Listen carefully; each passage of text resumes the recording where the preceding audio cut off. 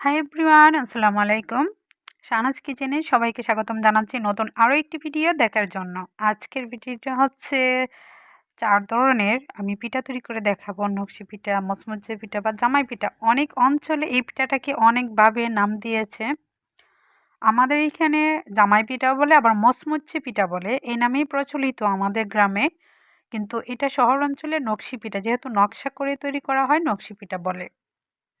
এই নকশি পিঠার মধ্যে অনেক ধরনের ডিজাইন হয়, যার কোনো তুলনা হয় না, যার কোনো গণনাও হয় না। বিভিন্ন ধরনের ডিজাইন করা যায়, যার যেমন পছন্দ, যে যেভাবে আঁকতে পছন্দ করে। অনেকে আছে খুব স্মার্ট করে আঁকে এবং কাটাকাটি করে খুব সুন্দর করে আঁকতে পারে। তো আমি এত স্মার্ট না, এত চালু করে বানাতেও পারি না। তবে আমি আমার মতো করে চেষ্টা করি। আর যখন আমি চেষ্টা করি, কিছু না কিছু পারি। বিভিন্ন ধরনের ডিজাইন হয়তো হুবহু না হলেও কিছু না কিছু হয়ে যায়। তো যতটুকু পরিমাণ পারি আমার পরিবারের জন্য সন্তুষ্ট মানে হয়ে যায়। আমি নিজে বানিয়ে, নিজে ভেজে, নিজে সেরা করে খেতে পারি। মানে নিজের পরিবারের চাহিদাটা আমি আমার মতো করে মিটাতে পারি। যেমন এই নকশি পিঠাগুলি অনেকে আছে বানাতে পারে না। কোনো অঞ্চলে আছে একবারেই বানাতে পারে না। কিন্তু তারা যারা বানাতে পারে তাদের কাছে গিয়ে অনেক হেল্প নিতে চায়। তো আমার ইনশাআল্লাহ কারো কাছে হেল্প নিতে হয় না। আমি যতটুকু পারি আমার পরিবারকে আমি সন্তুষ্ট করতে পারি। কারণ এই পিঠাটা দেখতে যেমন সুন্দর, খেতেও অনেক বেশি টেস্টি বা অনেক বেশি মজা হয়ে থাকে। আমি এই পিঠাটা প্রায় সময় বানাই। রাতে বানিয়ে সকালে ভেজে তারপর হচ্ছে বিকালে শিরা করি। কারণ ২ বার ভাজা না হলে কিন্তু শিরাটা ভালোভাবে ঢুকে না আর খেতে ভালো লাগে না।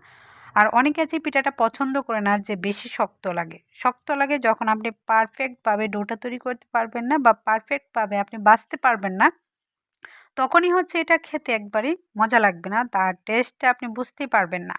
অনেকে আছে এমনি চিনি শিরা করে, পাতলা শিরা করে খায়, তখন শক্ত লাগে। অনেক সময় ভাজা যদি পারফেক্ট না হয় তখন শিরাটা ঢুকে না, তখন এটা অনেক বেশি শক্ত লাগে। তখনও বোঝা যায় না যে এই পিঠাটা কতটা টেস্টফুল হয় বা কতটা মজা লাগে। অনেক রেসিপিতে আমি দেখিয়েছি, অনেকে বলে হ্যাঁ, খাওয়ার পর দাঁত ভেঙে যায়, অনেক শক্ত, খেতে একবারে বাজে। যে দেশে প্রচলন নাই তারা যদি হঠাৎ করে পারফেক্ট পিঠা না খেতে পারে তাহলে আসলে আসল মজাটা পায় না। ডোটা তৈরি করার ক্ষেত্রে আপনাকে পারফেক্ট হতে হবে। যেমন বেশি নরম করা যাবে না, শক্তও করা যাবে না। ফুটন্ত পানিতে ভালোভাবে ডোটা তৈরি করে কিছুক্ষণ রেস্টে রেখে দিবে তাপের মধ্যে, তাহলে ভালোভাবে সিদ্ধ হবে। তখন ডোটা একবার নরম ক্যাতক্যাতাও থাকবে না। ক্যাতক্যাতা হলে তেলের পরিমাণ বেশি লাগবে আপনি যখন ভাজতে যাবেন। আশা করছি আমার কথাগুলো অনেকেই বুঝতে পারবেন যারা সম্পূর্ণ ভিডিও দেখবেন। আর যারা আমাকে ভালোবেসে ভিডিওগুলো দেখেন তাদেরকে অসংখ্য ধন্যবাদ এবং মন থেকে অনেক দোয়া তাদের জন্য।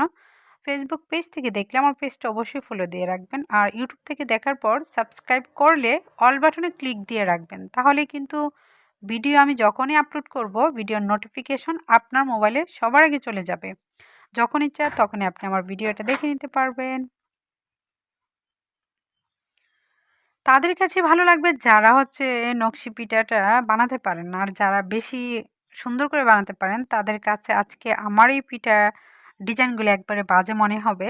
আ আমি আবারও বলছি, আমি এত যে ভালো পারি তাও বলছি না। তবে আমি আবারও আপনাদেরকে রিপিট করে বলছি যে আমি আমার ফ্যামিলির জন্য যথেষ্ট। আমি যেভাবে পারি সেভাবে উপস্থাপনা করার চেষ্টা করি। তবে হয়তো হাতে সময় নিয়ে যদি আমি করি, বিভিন্ন ধরনের ডিজাইন আমি করতে পারি। কোন পিঠার ডিজাইনটা আপনাদের কাছে কেমন লাগলো কমেন্টে জানাবেন। এইখানে ৩ টা ৪ টা পিঠার ডিজাইন আছে। একটা হচ্ছে দড়ি পিঠা, মানে দড়ির মতো বানিয়ে তারপর হচ্ছে আ পেঁচিয়ে পিঠাটা বানাবো। এটা হচ্ছে দাঁত কাটা পিঠা বানিয়েছি। খুবই সহজ। আর যেই কটা পিঠা বানিয়েছি যারা কখনো বানায় নাই, আমার আর্ট ফলো করলে পিঠাটা কিন্তু বানিয়ে নিতে পারবে।